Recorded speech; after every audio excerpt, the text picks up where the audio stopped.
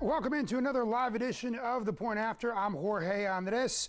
A must-win game for the Crown, and the Wanamaker Trophy is in-house. We chat Charlotte FC and PGA Championship in just moments, but first, it's the final tune-up before the regular season for your Carolina Panthers.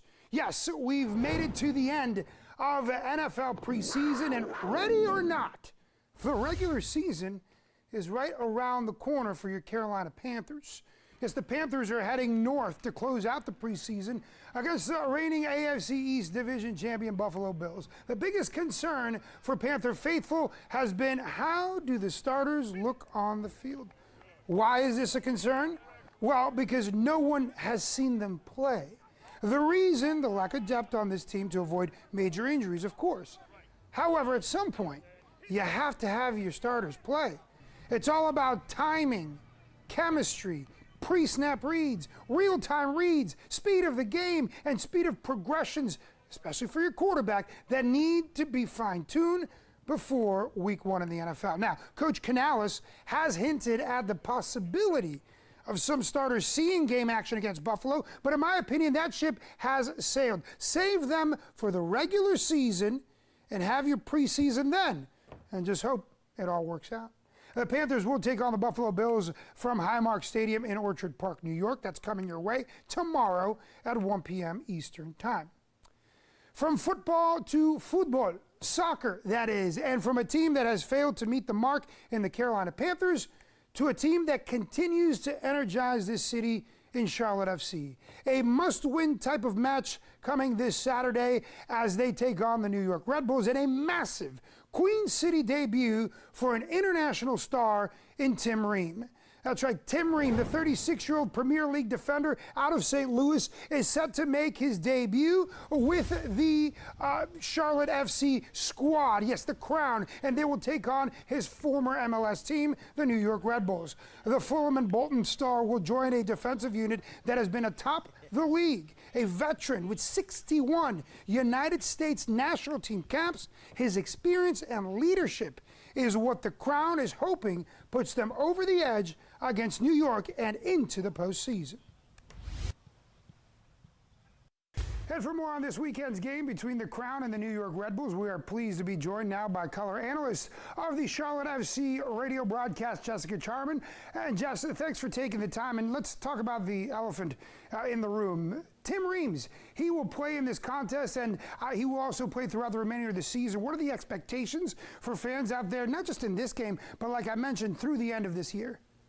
I think the expectations have been set really high for Tim Ream. He's been that player that we've talked about in the transfer window as being a veteran presence. Our manager, Dean Smith, has talked about how important it was to get more American representation into the locker room. And what better way to do that than with a guy that's played 60-plus times for the men's national team, including in the most recent World Cup and Copa America. I think what Tim Ream's going to bring to the table is a veteran presence, a role model. Charlotte's done really well defensively this season, but don't forget the centre-back pairing is extraordinarily young, 22 and 23 years old between Malanda and Andrew Privet. So I think what he's going to bring is a calming presence, competition into the back line, and stability that's going to be so important for the Crown in the remaining 9 games of the season.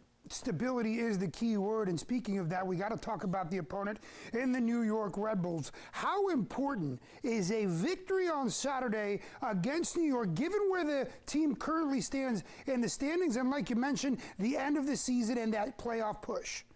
Yeah, I think what's so unique right now is that Charlotte has 2 vital home games coming up between this one against the New York Red Bulls and then following Atlanta United. What's so unique about the scenario is Charlotte FC is chasing the Red Bulls in terms of playoff positioning, and Atlanta United is chasing Charlotte FC. So this game is so important in terms of making sure Charlotte's able to capitalize against the Red Bulls, get revenge for the fact that Red Bulls beat Charlotte FC 3-1 on their home territory, but also gain momentum coming into that Atlanta United game as well. So Charlotte FC, no pressure, but this for me is called a 6-pointer because it matters so much in terms of the 2 teams playing on the pitch. Now, look, speaking of the 2 teams playing on the pitch, they're very similar teams, but what is it about Charlotte FC, either offensively or defensively, that can put them over the top of New York? Yeah, I think it's funny because I'm going to go with something completely different, but I'm going to talk about the home field advantage for Charlotte FC. I think anytime the Crown plays in Bank of America Stadium, they have the advantage of the incredible fan base. I've heard from Joe LeBou that we're expecting 30,000+ fans. That's going to create all sorts of atmosphere. And I think that impacts Charlotte FC's defense and offense positively. If you're a forward, you want to score in front of an amazing crowd. You want to give them something to cheer about. And if you're a defender, you want to make sure that you're calm, you're composed, and you make that viewership experience for your fans enjoyable. So I think the home field advantage is going to give Charlotte's whole team that boost, which is going to be important against this side. It's that 12th man, the home field advantage, that will possibly be able to push the Crown over for a win. Now, we talked about the importance of that 6 points, if you will, between not just New York but Atlanta. Looking specifically at the game on the pitch, as the season winds down and all the teams pivot towards that playoff push, what does the Crown need to do to not only make it to the playoffs, but make a deep run? Yeah, I think the first part about it, which is so interesting, is we've talked about Tim Ream and what he's going to bring to the defense. I'm more concerned about chance creation and finishing. We did sign a guy called Pep Biel, who won't be available due to visa constraints this week, but is looking like he'll get into the team quickly. His role as the number 10 is going to be pivotal. Charlotte hasn't really had a consistent number 10. We've seen Nikola Pekovic, we've seen Ben Bender, we've seen Brandt Bronico. All of those guys have done an honorable job, but none of them have starred in that show of pulling the strings. We need someone that's going to pull the strings in that midfield, create opportunities, and help the forwards get chances in front of goal. But then what's going to be important is those forwards finishing the chances. One of the pet peeves this season has been not clinical enough finishing. If you're going to be a team that makes a deep run in the playoffs, you have to finish those chances when you get them. I couldn't agree with you more. Look, the identity of this team is a defensive team, but you got to put the ball in the back of the net if you want to continue to move on in the postseason. The Crown, they take on the New York Red Bulls this Saturday at 7:30. Getting us set for kickoff is Charlotte FC color analyst Jessica Charman. Like always, Jessica, we love having you on the show. Thanks for the time. Absolutely, anytime. Let's go Charlotte FC. All right, I know it may seem like a lifetime away, but the PGA Championship will be here before you know it, and the Wanamaker Trophy has made its way into the Point After studios. We chat golf and look ahead to some high school football on the other side of the break.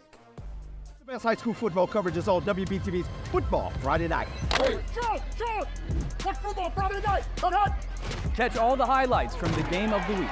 And we'll break down the play of the week everyone will be talking about.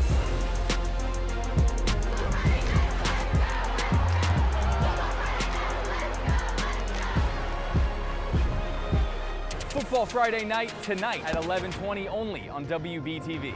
Sponsored by Bojangles and Universal Windows Direct. Today's a first alert weather day as we're tracking, and winds are going to gust over 60 miles per hour. We're going to have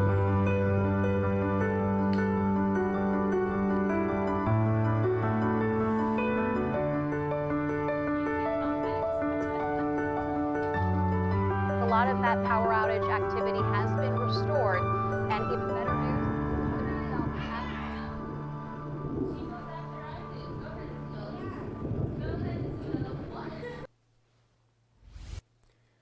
Welcome back to the Point After. I'm Jorge Andres, and I've got some hardware in studio, the Wanamaker Trophy, along with PGA Championship Director Jason Soucy. Welcome to the show, Jason, and thanks for bringing this along, hauling it over.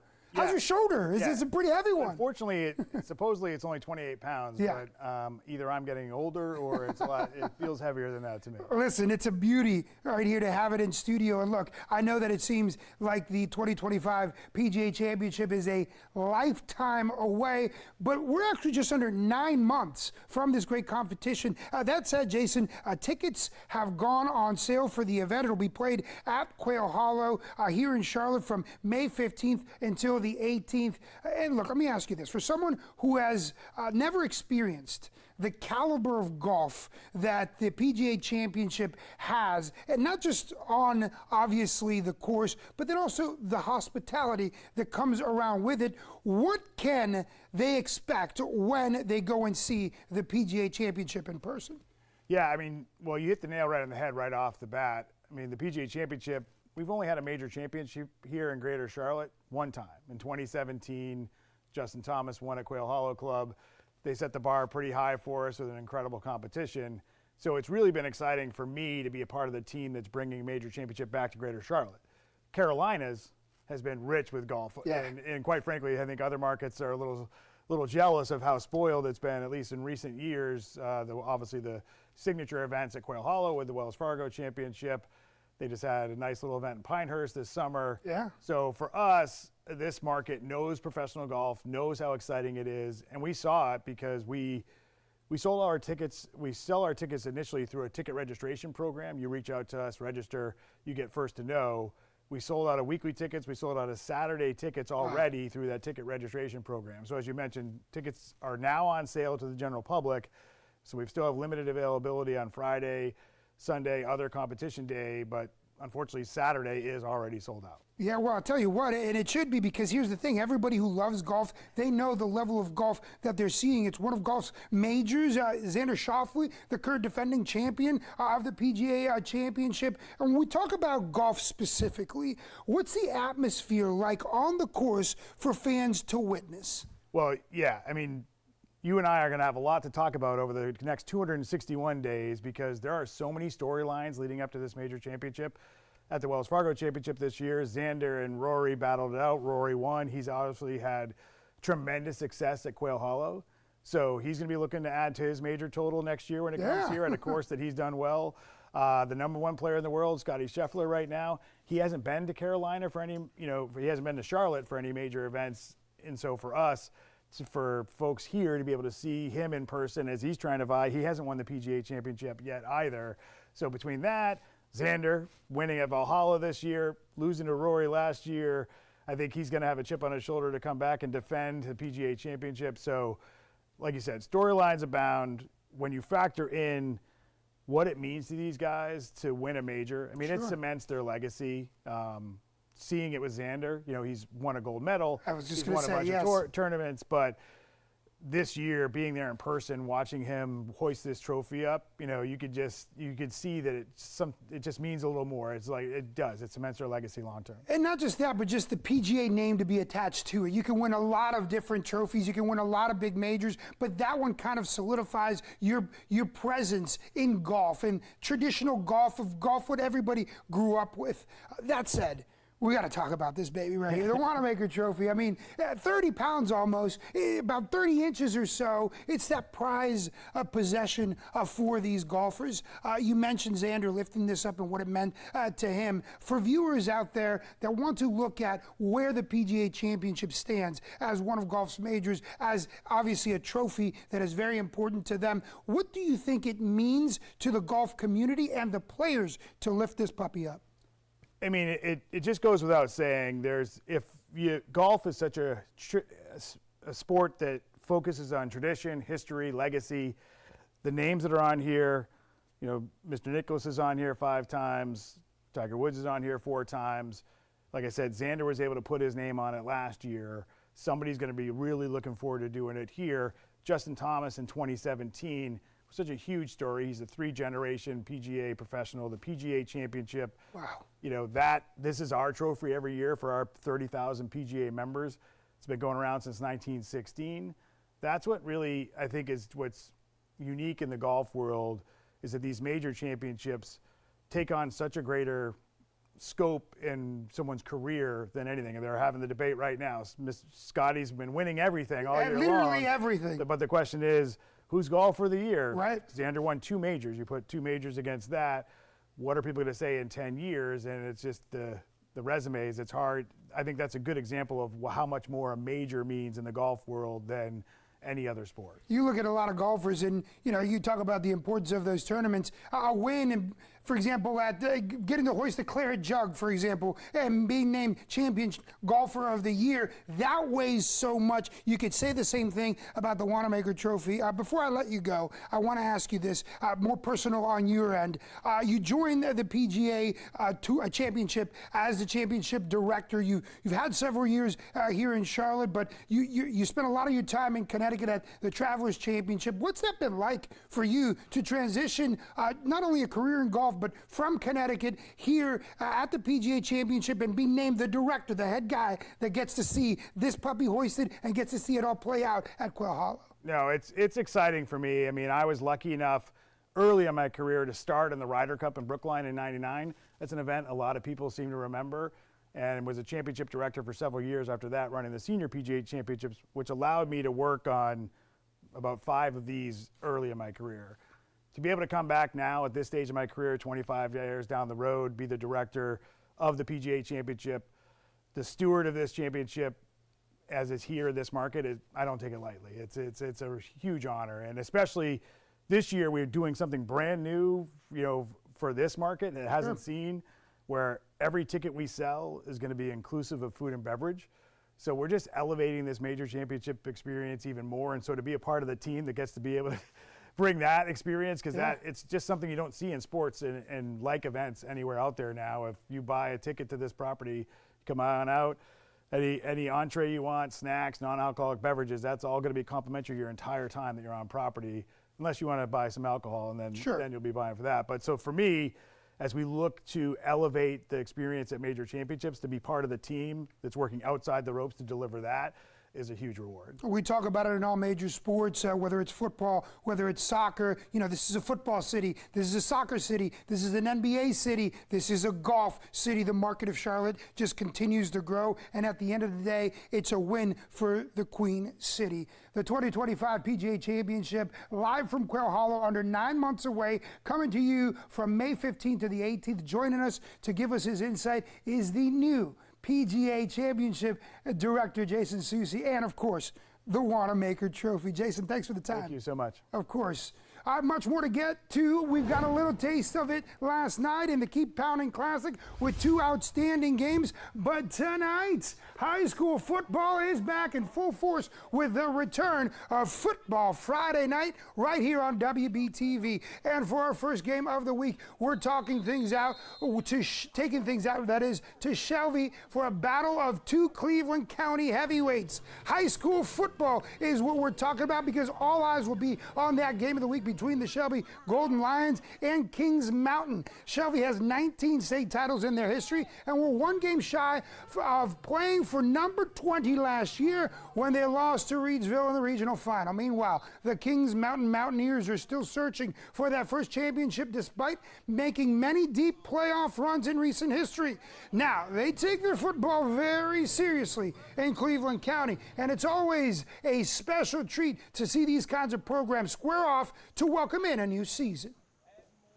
It's good to finally be here on game week, and lucky enough to start off our season with a crosstown rival in Kings Mountain. A really good football team. Is going to be a great test. So, we don't just ease into the season. We jump in with both feet. Cleveland County is a special place, and Kings Mountain's a special place. And I love how you said it. There's a respect for each other, and that's what I feel when I talk with the other coaches. And this is a great place to be. The Golden Lions and Mountaineers kick things off at 7:30 at Shelby High School. Our Cam Gaskins will be getting you ready for all of the action this evening live on WBTV News. Then we have all of the Week 1 game action broken down for us tonight on Football Friday night. That coming your way at 11.